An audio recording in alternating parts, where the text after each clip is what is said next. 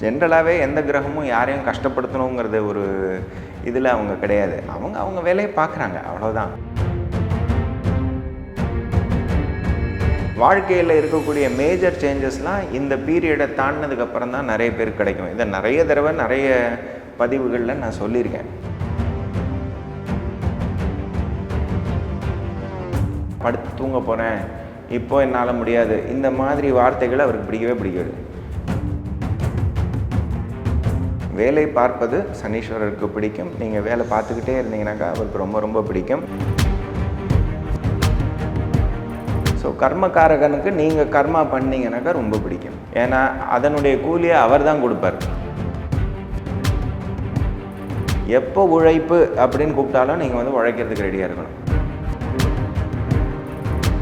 எல்லாரையும் சமமாக பார்ப்பது ரொம்ப ரொம்ப பிடிக்கும்.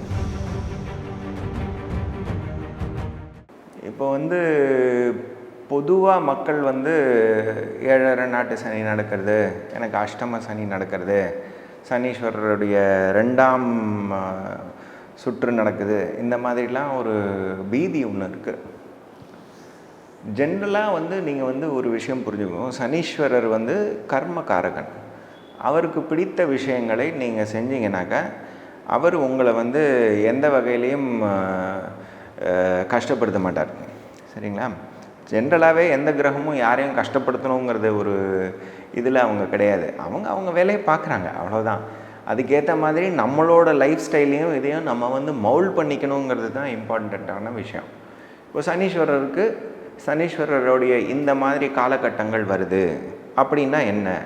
வாழ்க்கையில் இருக்கக்கூடிய மேஜர் சேஞ்சஸ்லாம் இந்த பீரியடை தாண்டினதுக்கப்புறம் தான் நிறைய பேருக்கு கிடைக்கும். இதை நிறைய தடவை நிறைய பதிவுகளில் நான் சொல்லியிருக்கேன்.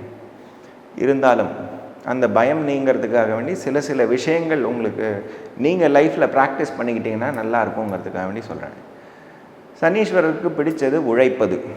முதல்ல உழைக்கணும். உழைக்கிறதுக்கு வந்து இல்லை என்னால் முடியல, நான் படுத்து தூங்க போகிறேன், இப்போ என்னால் முடியாது, இந்த மாதிரி வார்த்தைகளை அவருக்கு பிடிக்கவே பிடிக்காது. எப்போ உழைப்பு அப்படின்னு கூப்பிட்டாலும் நீங்கள் வந்து உழைக்கிறதுக்கு ரெடியாக இருக்கணும். நான் உழைச்சதுக்கான கூலின்னு கேட்கக்கூடாது. ஏன்னா அதனுடைய கூலியை அவர் தான் கொடுப்பார்.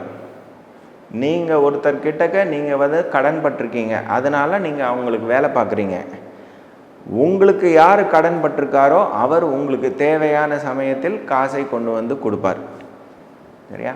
இது இந்த மாதிரி ஒரு மேட்ச்சில் தான் சனீஸ்வரருடைய இது வந்து நடக்கும்.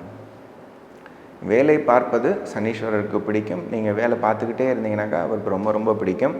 அதே மாதிரி வேலையை பர்ஃபெக்டாக பண்ணணும்னு பார்த்தீங்கன்னா இன்னும் ரொம்ப பிடிக்கும். பண்ணலைன்னா திரும்பி பண்ணுங்கன்னு சொல்லிட்டு பொறுமையாக உட்காந்து பார்த்துட்டே இருப்பார். அதுதான் அவருடைய ஸ்பெஷாலிட்டி. ஸோ கர்மகாரகனுக்கு நீங்கள் கர்மா பண்ணிங்கனாக்கா ரொம்ப பிடிக்கும். அதை ஞாபகத்தில் வச்சுக்கோங்க. அதே மாதிரி அவருக்கு வந்து எல்லாரையும் சமமாக பார்ப்பது பிடிக்கும். ஒரு செக்டான கிளாஸுக்கு மட்டும் நான் வந்து மரியாதை கொடுப்பேன், இன்னொருத்தாளுக்கு நான் கொடுக்க மாட்டேன் அப்படின்னு இல்லாமல் எல்லாரையும் சமமாக பார்ப்பது ரொம்ப ரொம்ப பிடிக்கும். அதே மாதிரி பெண்களுக்கு மரியாதை கொடுத்தால் அவருக்கு ரொம்ப ரொம்ப பிடிக்கும். இது ஆப்போசிட்டாக பண்ணிங்கன்னா அதுக்கேற்ற மாதிரி அடியும் விழும். சரியா? இது சிம்பிளான டிப்ஸ். சனீஸ்வரரை பொறுத்த மட்டும் நீங்கள் வந்து வாழ்க்கை வழிமுறையில் நீங்கள் வந்து கொண்டு போக வேண்டிய ஒரு சிம்பிள் டிப்ஸ். அதை தவிர அஃப்கோர்ஸ் நிறைய கோயில்கள் இருக்குது, நிறைய மகிமை வாய்ந்த கோயில்கள் இருக்குது. அங்கெல்லாம் போயிட்டு வந்தீங்கன்னாக்கா உங்களுக்கு நல்ல நல்ல ரிசல்ட்ஸ் கிடைக்கும். ஆனால் இந்த ஒரு பேசிக் விஷயத்தை வந்து நீங்கள் வந்து கடைப்பிடிக்கணும். இப்போ வந்து கோவிலில் போய் அம்பாளுக்கு அர்ச்சனை பண்ணுங்கள், இவங்க பேரில் அர்ச்சனை பண்ணுங்கள், என் பேரில் அர்ச்சனை பண்ணுங்கள் எல்லாம் பண்ணிவிட்டு அம்பாள்கிட்ட போய் ஆசீர்வாதம்லாம் வாங்கிட்டு வந்துட்டு வீட்டில் வந்து இருக்கிற பெண்களை வந்து கொடுமைப்படுத்தினீங்கன்னா சாபந்தான் வந்து சேரும். சரியா? அதே மாதிரி இதுலேயுமே நீங்கள் வந்து இந்த ஒரு வழிமுறையை வந்து கரெக்டாக பிடிச்சிக்கிட்டிங்கனாக்கா அது பிளெஸ்ஸிங்காக மாறும். கோயிலுக்கு போயிட்டு வந்தாலும் இந்த வழிமுறைகளை நீங்கள் வந்து கடைப்பிடிக்கணும் அப்படிங்கிறது வந்து ஒரு இம்பார்ட்டண்ட்டான பாயிண்ட். இந்த குரோதி வருடம் வந்து எல்லா ராசிகளுக்கும் ஒரு எப்படி இருக்குங்கிறத பார்த்தோம். ஆனால் ஒரு பொது பலன் என்னன்னாக்கா, இப்போ வந்து சனீஸ்வரர் வந்து தன்னுடைய மூல திரிகோண ஸ்தானத்தில் இருக்கார். குரு பகவான் வந்து காலபுருஷனில் 2ஆம் இடம், ஆனால் ரிஷபத்தில் இருக்கார். காலபுருஷனுக்கு 12ல் வந்து ராகு இருக்கார், 6ஆம் இடத்துல வந்து கேது இருக்கார். இது வந்து எல்லா ராசிகளுக்கும் பொருந்தும். ஸோ எந்த ராசியில் பிறந்திருந்தாலும் இது வந்து ஒரு உலக நியதிக்கு உரிய ஒரு பலனாக இருக்கும். ஸோ 11ஆம் இடத்துல இருக்கக்கூடிய சனீஸ்வரர் வந்து என்ன சொல்கிறாருனாக்கா, உங்களுடைய மூத்தவர்கள் யாராக இருந்தாலும் சரி அவங்களோட ஹெல்த் சிஸ்டமை பார்த்துக்கணும்.